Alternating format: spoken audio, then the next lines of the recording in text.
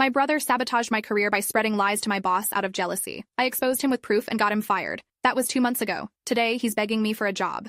Okay, so picture this. You're sitting there with your morning Starbucks thinking everything's chill, when your whole world just gets flipped upside down by the one person who's supposed to have your back no matter what. That's exactly what went down with me and my brother Jake about 4 months ago, and honestly, I'm still trying to wrap my head around the whole mess. So here's the deal. I've been busting my tail at this marketing firm downtown for like 3 years now. Started as an intern making coffee runs and slowly worked my way up to junior account manager. Nothing fancy, but I was proud of where I was heading, you know? The office was one of those trendy spots with exposed brick walls, craft beer on tap for Friday happy hours, and everyone rocking their MacBooks like they're changing the world one campaign at a time. My brother Jake, on the other hand, was still living in our parents' basement at 26, jumping from one dead-end job to another. Don't get me wrong, I love the guy, but he had this habit of making everything about him and acting like the world owed him something. While I was pulling late nights at the office, he was playing Call of Duty until 3 a.m. and complaining about how unfair life was. The whole thing started when I landed this huge account. A local restaurant chain wanted to rebrand their entire image. We're talking billboards, social media campaigns, the whole 9 yards. My boss, Sarah, was super impressed with my pitch, and for the first time in my career, I felt like I was actually making moves instead of just treading water. I was so stoked that I made the mistake of telling Jake about it over dinner at our favorite Mexican place. He seemed happy for me at first, asking all these questions about the campaign and how much the client was paying. But looking back, I should have noticed that weird look in his eyes, like when we were kids and he'd get that jealous expression whenever I got something he wanted. Update. Hey everyone, thanks for all the support so far. This gets way worse before it gets better, and I'm still dealing with the fallout. Should I have seen the red flags earlier, or was I just being a good sister?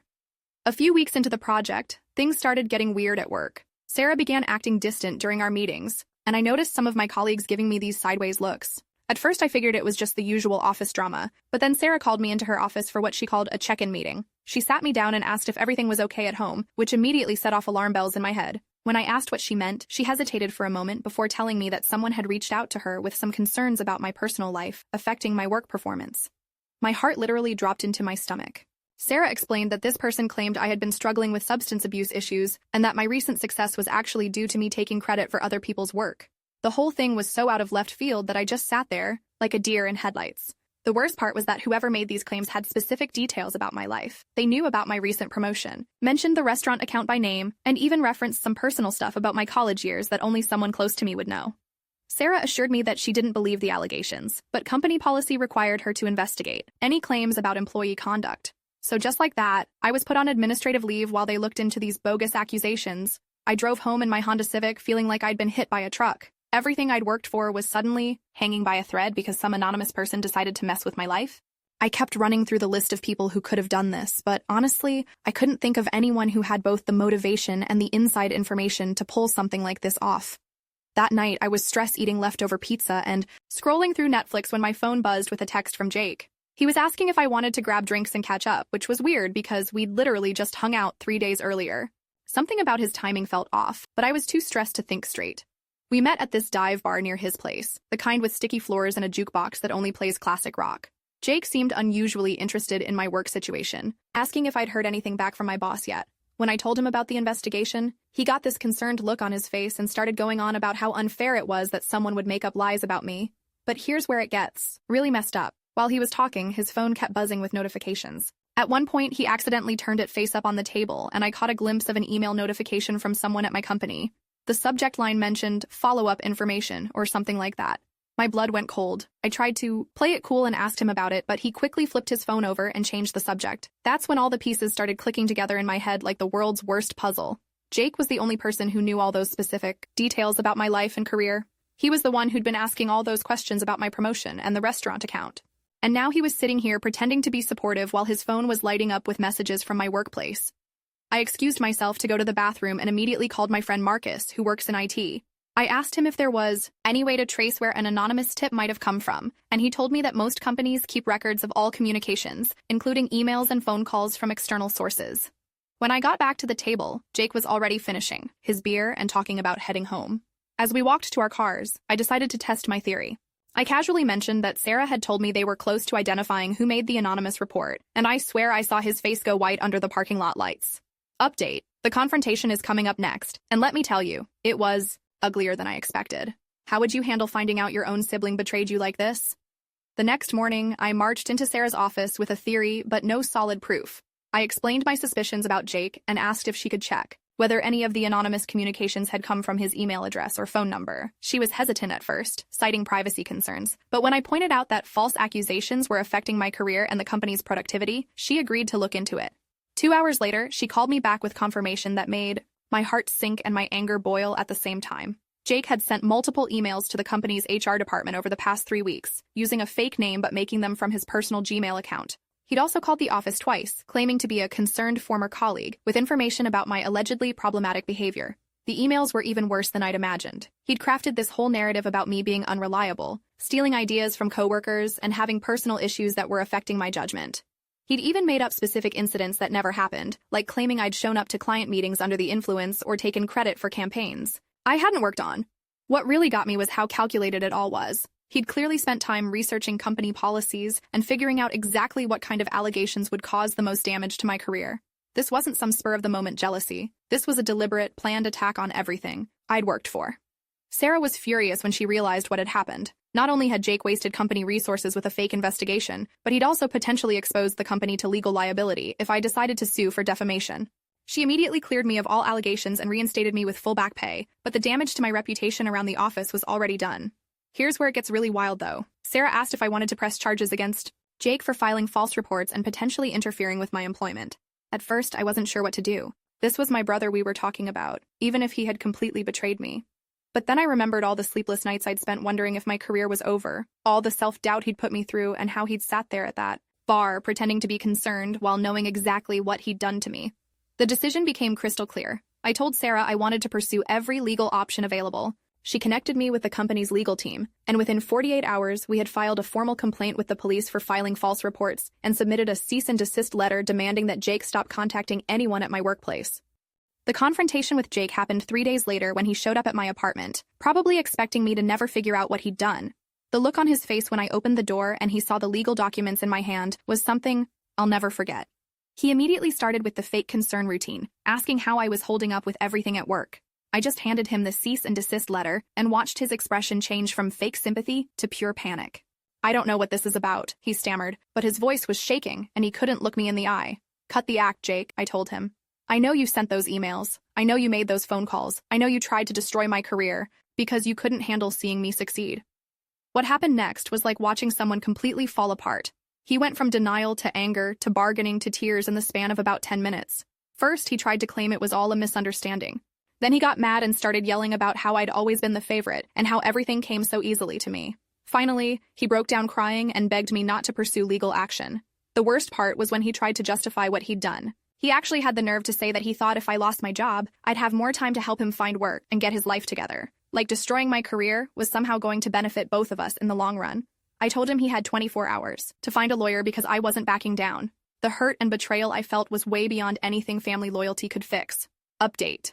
2 months have passed since everything went down, and today brought the most unexpected twist yet. You're not going to believe what Jake had the audacity to ask me. What would you do in my shoes?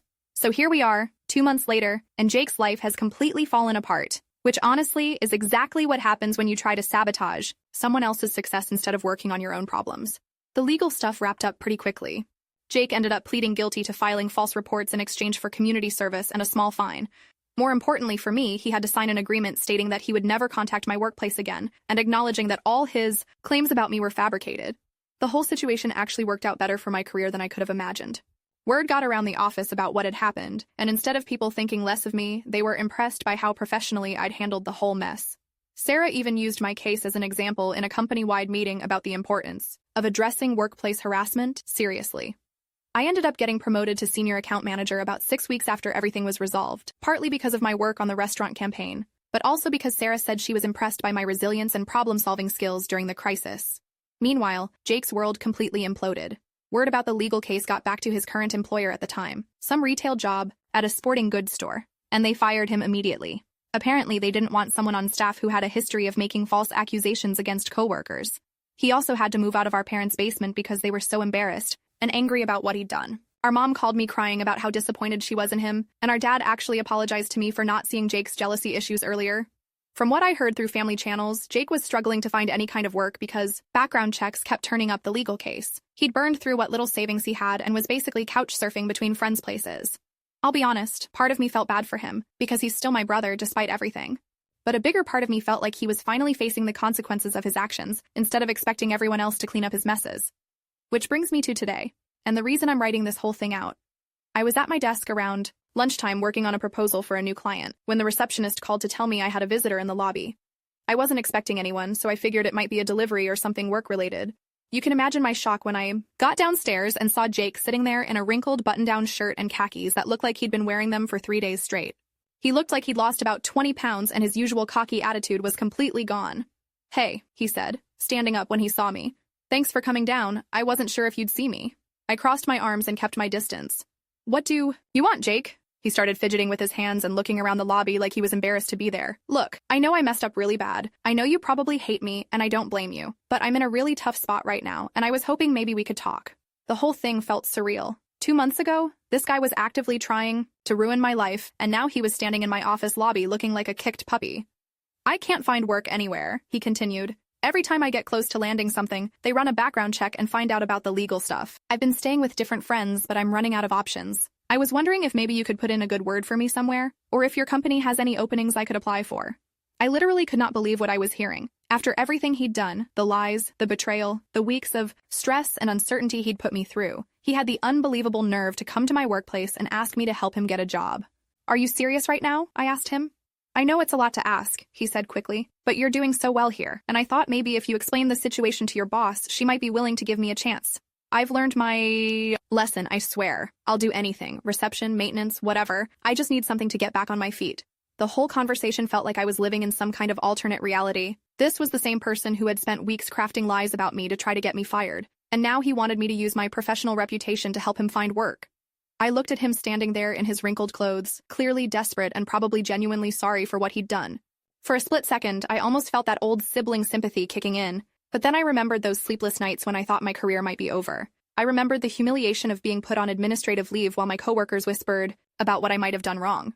I remembered the anxiety attacks I'd had, wondering if I'd ever be able to find another job in my field. "No," I told him simply. His face fell like I'd just slapped him. "Come on, please, I'm family. I made a mistake, but I'm trying to make it right." "You didn't make a mistake, Jake," I said. "You made a choice. You chose to try to destroy my career because you were jealous of my success. You chose to lie about me to my boss and waste company resources on a fake investigation. You chose to sit in that bar and pretend to support me while knowing exactly what you'd done." "I know, but there's no but," I interrupted. "You're facing the consequences of your actions, and those consequences include the fact that I will never put my professional reputation on the line for someone who tried to sabotage me." I could see him getting desperate, and he started talking faster. "What if I publicly apologized? What if I wrote a letter to your boss explaining everything and taking full responsibility? I'll do whatever it takes to make this right." "The only thing that would make this right is if it never happened in the first place," I told him. "But since we can't change the past, you need to figure out how to rebuild your life without my help." He stood there for a few more seconds like he was trying to think of something else to say, but I was already walking back toward the elevators. "Wait," he called after me. "What am I supposed to do?" I turned around one last time. "The same thing I did when you tried to ruin my career," I said. "Figure it out." As the elevator doors closed, I saw him still standing there in the lobby, looking lost and defeated. And you know what? I felt absolutely no guilt about it. The thing is, I've learned that protecting your peace and your success sometimes means making hard choices about who gets to be part of your life. Jake had every opportunity to be proud of my achievements and support my career. Instead, he chose jealousy and sabotage. Now he's living with the consequences of those choices, and that's not my problem to solve. I've got my own life to live, my own career to build, and my own happiness to protect. Some people might think I'm being too harsh, but I've learned that forgiveness doesn't mean you have to let someone keep hurting you. I can forgive Jake for what he did without opening myself up to future betrayal or damage to my professional reputation. My career is thriving, I'm happy with where my life is heading, and I'm surrounded by people who actually support my success. Jake, on the other hand, is still dealing with the mess he created when he chose envy over family loyalty. And honestly, that's exactly how it should be.